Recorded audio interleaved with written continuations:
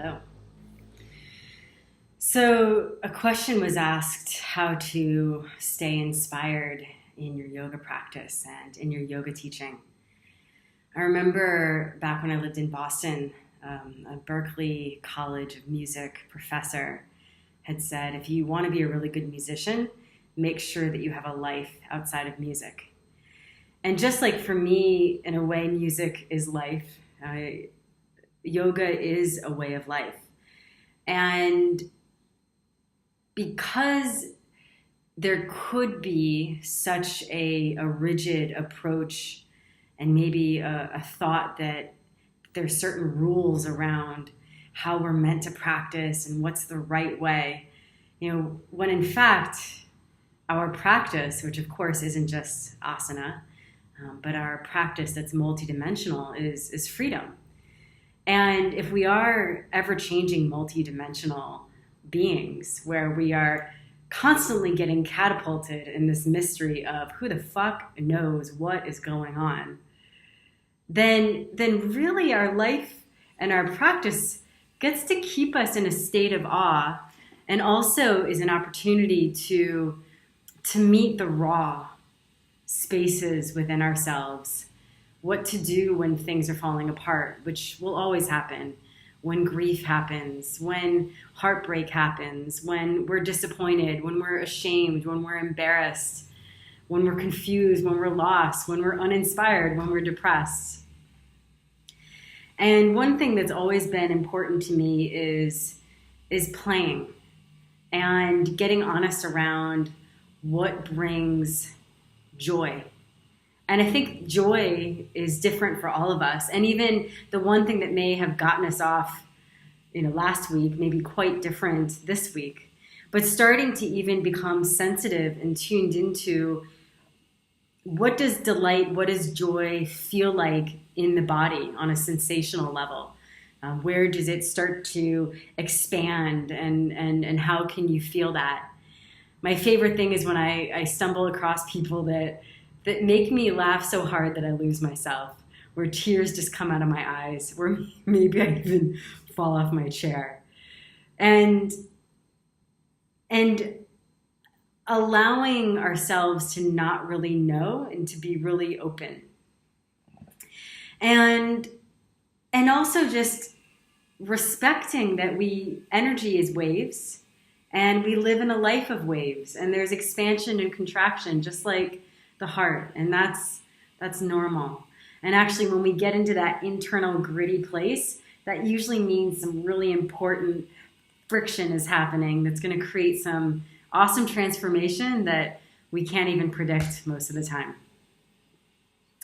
On an asana level, one thing that I've always done, and part of it was just because I noticed when I was much younger, I was starting to look at the teachers and the yogis that had been practicing for a long time. And I was like, wow, so many of them are having back injuries and sciatica, and I don't really know, or knee injuries. And just on a really practical level, and I do feel like now and I'll say it, yoga industry is also kind of taking it to this level as well, is how important cross-training our body is, and that we are constantly changing the patterns and constantly breaking through different ways to move through space. So I'm always experimenting. I find that the more that I challenge my body and play with my body in different ways of space, that actually changes how I also can see other people's bodies and how I'm teaching it. So of course it can be really helpful to take massage classes, even if you're not going to be a massage therapist, to start to change how you might touch and understand the body. And of course every massage practice is different types of energy work, and how you approach the body to sense these subtle sensations in the body can also be an up-leveling. And also, I found taking different styles of Pilates, because they're all different: gyrotonic practice, gyrokinesis, Feldenkrais.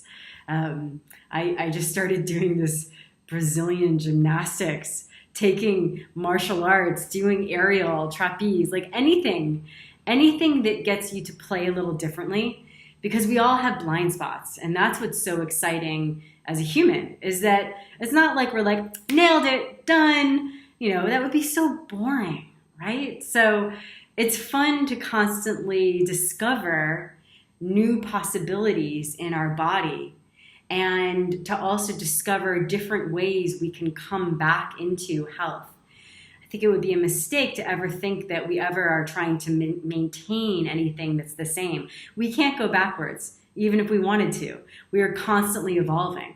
That's why I have to say that it's harder for me to get off on certain books, just because I feel like we are constantly changing in terms of the information that is available as a collective consciousness. Like, there's so much that's getting downloaded from day to day, just in terms of our level of awareness. And that's where injuries become fantastic. Like, as much as I'll bitch about an injury, of course, it really will change how I embody myself. Like, okay, there's a reason why that happened.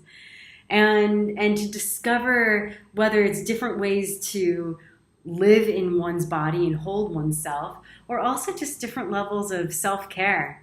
And that we also get to meet those fears that we might have underneath taking care of ourselves. So in a way, our whole life can be inspiration for our teaching and our practice. I love, this is going to sound so morbid, but I love that I've gotten to experience so much death, because I can meet my students and myself at a much different level when I teach, and having experienced different levels of pain, heartbreak, and how as a teacher that it's not that we're just serving others, we also get to be served by the source when we're in the field of teaching. When I step in the room, and I used to think like, oh, when I'm teaching, how can I give to you guys? And I would exhaust myself sometimes.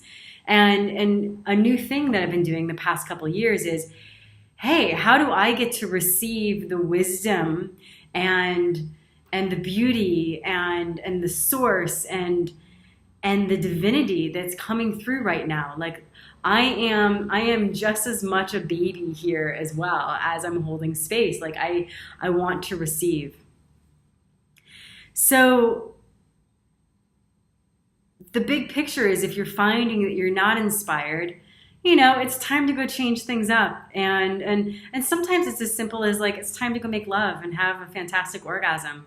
And if you haven't had a fantastic orgasm, it's time to go figure out a way to go have a fantastic orgasm. It's time to take up a new instrument. It's time to do something that may take us, it's a healthy risk, not a risk that just freaks us out and makes us want to die, but a healthy risk that creates some expansion. So that's a little